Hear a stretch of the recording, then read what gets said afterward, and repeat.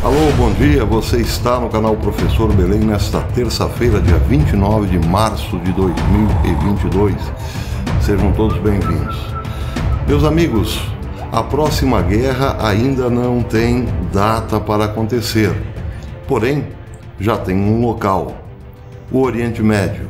Isto se os Estados Unidos não mudarem a sua desastrosa política externa em relação aos países árabes e a Israel. Ou melhor ainda, em relação àquilo que hoje conhecemos como Acordo de Abraão. Aquilo que Donald Trump costurou está sendo descosturado desde os primeiros dias da era Biden e pode terminar numa grande guerra entre Israel, países árabes, contra o Irã. Eu já falo sobre isso. Antes quero dar um recado para os amigos do canal. Muita gente tem perguntado onde estão os vídeos de estudos de profecia. Bem, é só vir aqui na página inicial do canal e acionar a playlist, clicar sobre esta aba chamada playlist. Muito bem, na playlist então temos alguns vídeos em pastas e na pasta Estudo de Profecias estão, portanto, os 7 vídeos que eu já fiz sobre estudos de profecias. Quero também lembrar aos amigos do canal onde fica a descrição. Muita gente me pergunta onde está, professor, a descrição do vídeo que você tanto fala. A descrição do vídeo está logo abaixo da minha belíssima figura. Basta descer um pouco o vídeo e clicar em mostrar mais. Aqui estão uma série de informações e eu geralmente deixo as fontes aqui nesta descrição do vídeo, as fontes em que eu me baseio para fazer os meus vídeos.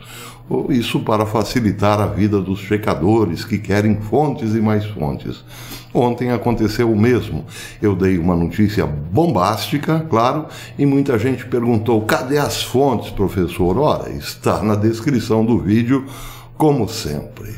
Bem, vamos abrir então a caixa de ferramentas. Nada como um dia após o outro.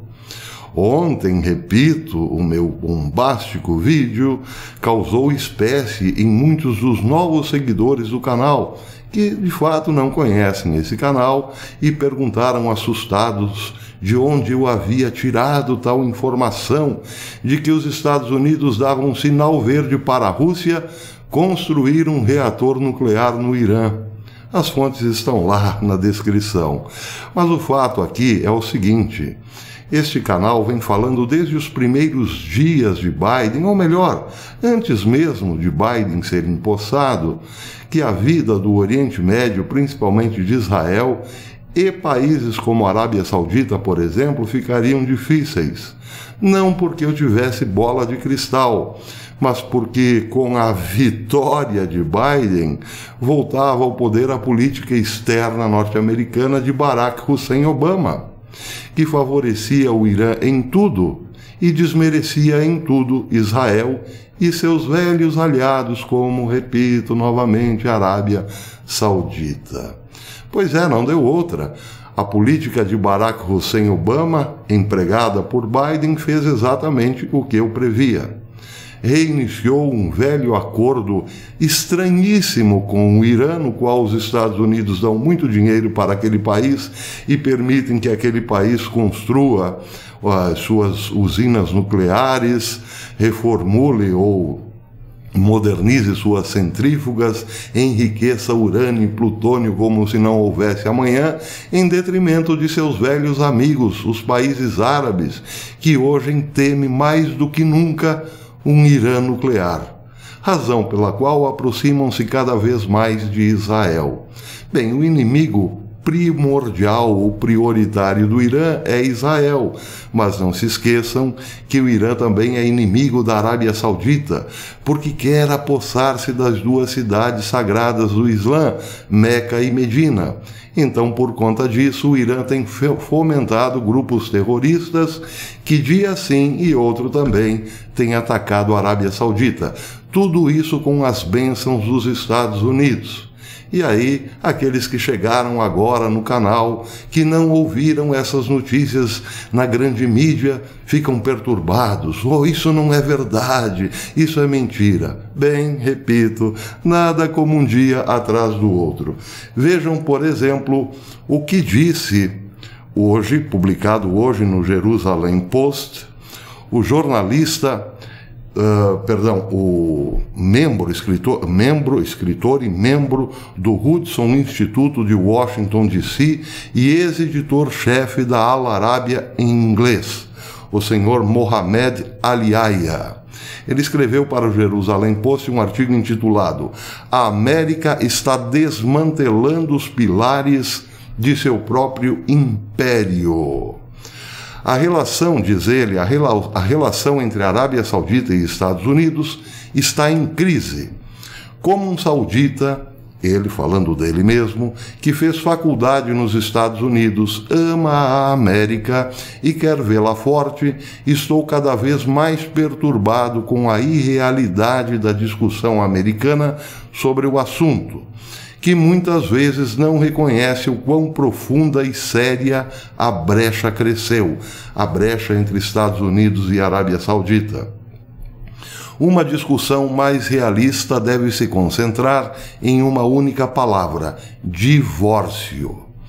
Quando o presidente Barack Obama negociou o acordo nuclear com o Irã, nós sauditas entendemos que ele estava buscando o rompimento de um casamento de 70 anos.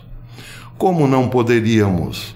Afinal, as falhas no negócio são bem conhecidas. Este negócio abre caminho para o Irã ter uma bomba nuclear.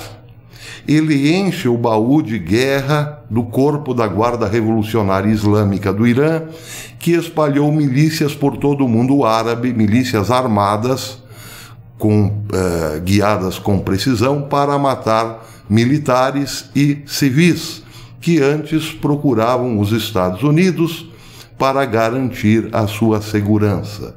Ele se refere à Arábia Saudita propriamente.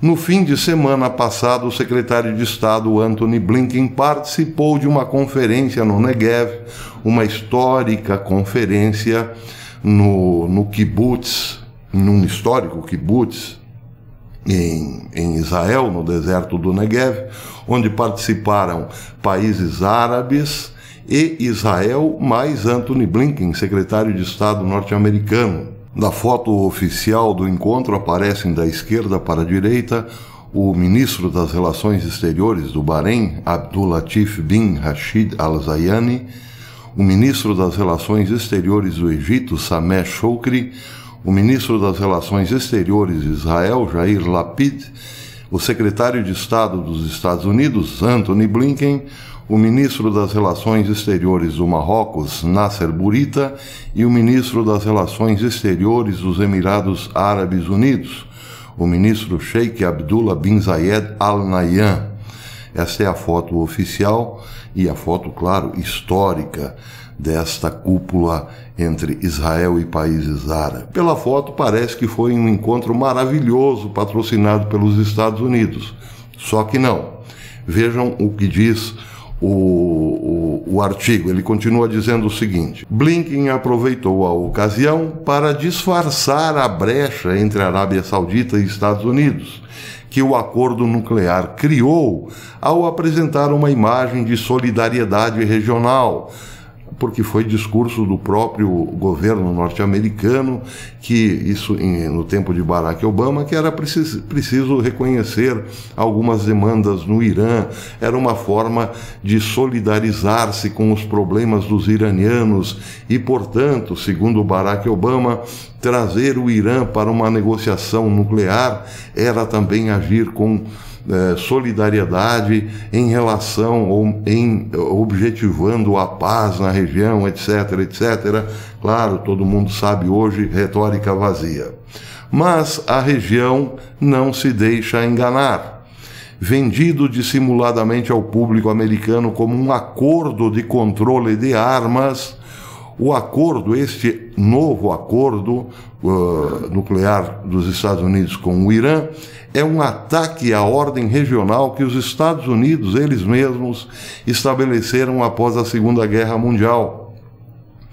Explicitamente hostil à Arábia Saudita, para não falar do outro maior aliado dos Estados Unidos na região, Israel, o acordo substitui a antiga estrutura de segurança regional liderada pelos americanos por um sistema de concertos no qual o Irã, prestem atenção agora, apoiado pela Rússia e pela China, torna-se o novo subcontratado dos Estados Unidos, enquanto os ex-aliados dos Estados Unidos, os Estados do Golfo e Israel, são rebaixados ao status de segundo escalão.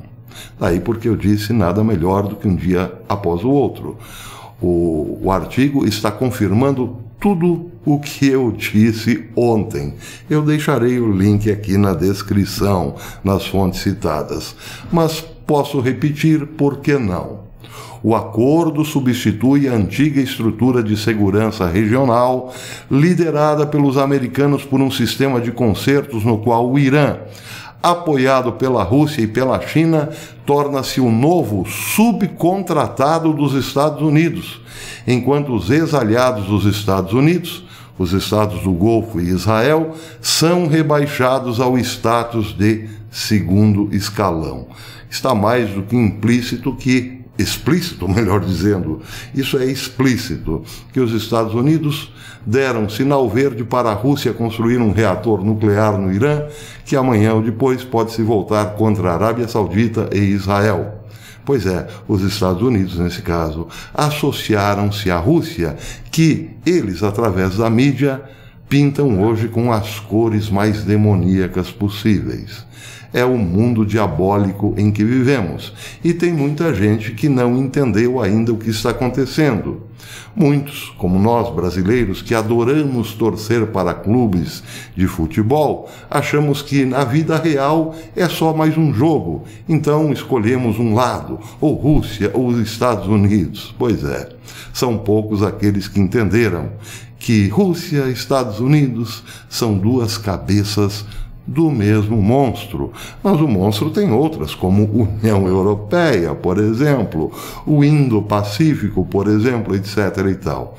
Então, para que não nos iludamos, devemos deixar de lado esta fé no clubismo e olhar a realidade um pouco mais abaixo da superfície, não é mesmo? Bem, a reportagem, a matéria é longa e vale a pena, quem quiser inteirar-se do que realmente está acontecendo, uma boa lida.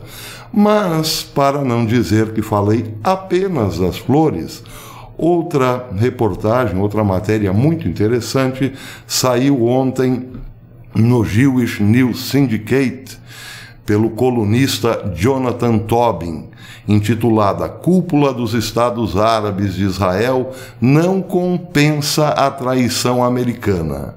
Agora é um israelense falando. Ele diz: convocar uma cúpula com Estados Árabes em solo israelense é algo para saborear, para quem se preocupa com o Estado judeu. Depois de estarmos isolados de nossos vizinhos durante a maior parte dos 74 anos de existência de Israel e submetidos a cruéis boicotes e campanhas, tanto militares quanto diplomáticas, destinadas a eliminar Israel, Israel assumiu, em muitos aspectos, seu devido lugar como nação a ser reconhecida no Oriente Médio e no mundo.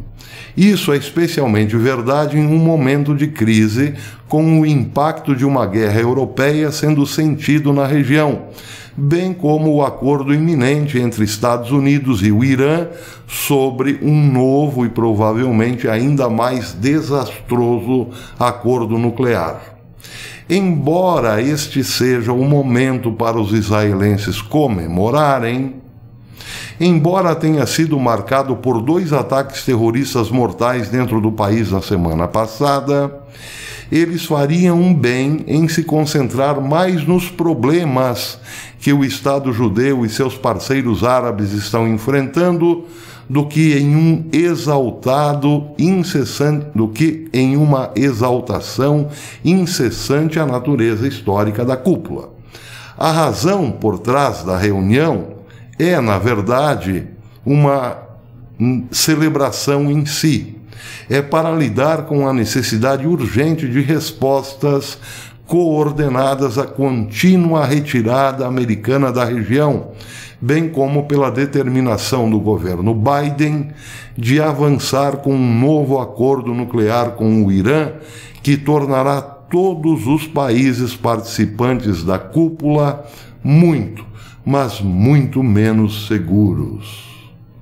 Com a reunião realizada, com a cúpula realizada no kibbutz Sde Bokel, conta a presença dos ministros das Relações Exteriores de 3 dos países árabes que assinaram o Acordo de Abraão, normalizando as relações em 2020, com um representante do Egito que assinou um tratado de paz com Israel em 79, mas cujas relações com eles foram frias até os últimos anos, quando seu governo começou a ver Israel como um aliado contra a Irmandade Muçulmana e outros islâmicos, juntando-se ao evento junto com o secretário de Estado norte-americano Antony Blinken. É justo dizer que a visão de expandir o círculo de paz está realmente indo em frente, está realmente se realizando. E isso é histórico, nunca antes aconteceu esta união entre árabes e israelenses. Por quê?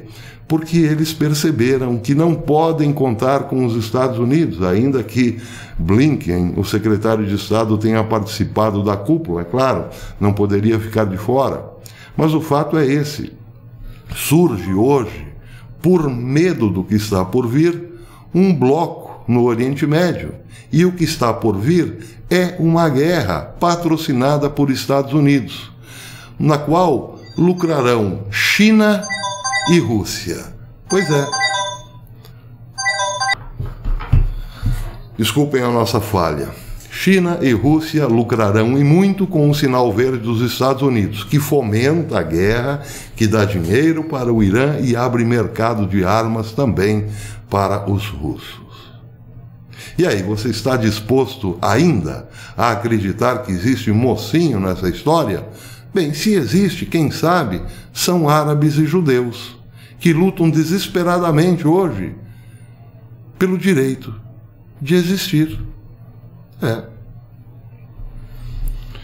Bem, como dizia o saudoso professor Olavo, o brasileiro que se informa apenas pela Rede Globo duvida de tudo aquilo que não sai na Rede Globo. Pois é, a Rede Globo enfraqueceu bastante, é verdade, mas outros tomaram o seu lugar.